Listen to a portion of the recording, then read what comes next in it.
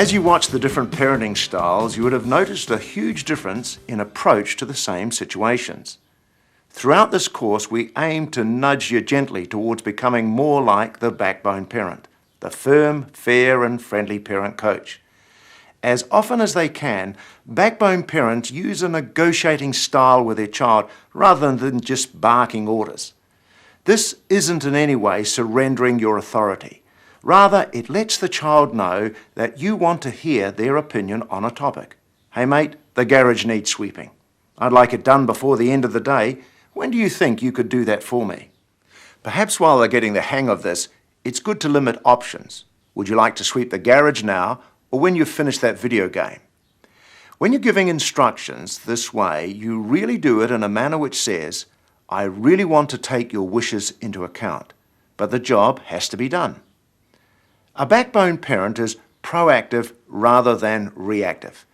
That means you get in first with your parenting. Think ahead about what issues might be coming up, rather than just react. Naturally, some things are always going to surprise you, but this course is going to really help you anticipate what's around the corner. We're going to give you lines that will pop into your head that you can use when your kids push your buttons, because you'll get a chance to practice them in this course. You'll be amazed to hear how you respond. Instead of blowing up, you'll hear yourself saying things like, hey, this isn't working, or this is a problem, what do you reckon we can do about it? Because you'll have these lines preloaded and ready to roll, you'll find that you'll be able to change your whole tone of parenting. Remember, keep a lilt in your voice. You raise the issues rather than your child cornering you at a time when you can't think it all through clearly. The family meeting is perhaps your best tool for this. We'll talk about that later. Despite the chaos they tend to create, children do get a sense of safety from structure and routine. Believe it or not, around about 6 or so they come to love rules and rosters. Use the family meeting to negotiate so they have a sense of being part of the decision process. Then put up charts so every child knows exactly what they have to do and when they have to do it. I'm sure you've all got bedtimes for your kids, but actually you probably need more than that.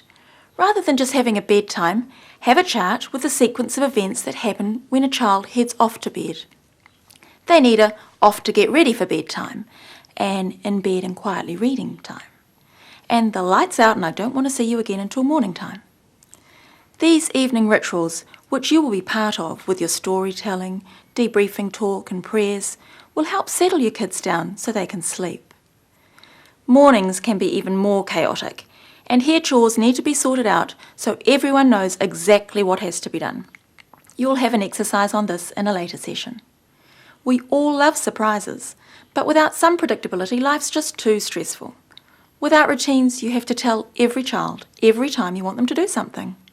Once a routine's in place, they'll hopefully do it with very little reminding. And the predictability gives your child a sense that they're in a team. They're a functioning part of the larger whole, that they belong, and this gives them real strength. Psychologists who study child development agree that it's in these early school years that children develop their conscience, that internal compass that bothers them when they do wrong and gives them a sense of honour when they choose to do right. This guide is God-given, but it does need to be tuned. They will already know by your example and training how to behave properly, but in these years they need to learn the principles and reasons behind that behaviour, why the right thing is right and the wrong thing is wrong. During the school years, their motives for doing the right thing will change. At first they'll do it because it pleases you, and your pleasure is a powerful reward for them. But hopefully that will mature into a desire to do the right thing because it's the right thing to do. They will do it because it pleases them to agree with their conscience. They will reward themselves. Your rules and values and the rules and values of your child's school will play a big part in setting up this valuable foundation of their character. But remember, they have other influences as well, their television culture and their peer group culture. They also have rules and values. This peer pressure is not as strong as it will be during the teenage years, but it's still an important influence. Young children are impressionable. Things they see, hear and do have an effect, and not all of those effects are good. Parents, you love your kids more than the TV does. You love them more than their friends, and so you do have the right, the duty in fact, to screen the influences on your child.